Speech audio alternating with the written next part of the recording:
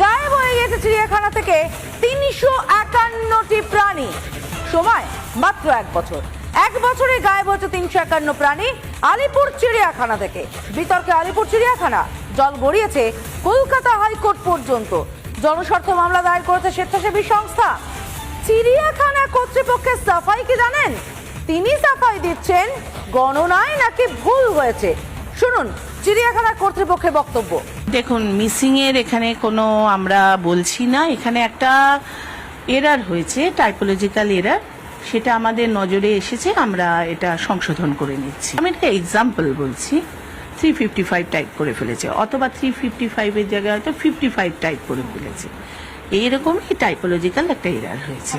হ্যাঁ, আমরা সংশোধন করে আমরা পাঠিয়ে দেবো, একেবারেই পাঠিয়ে দেবো। আমাদের যিনি আমাদের যারা কাজ চলছে, কাজটা শেষ হলেই আমরা পাঠিয়ে দেবো।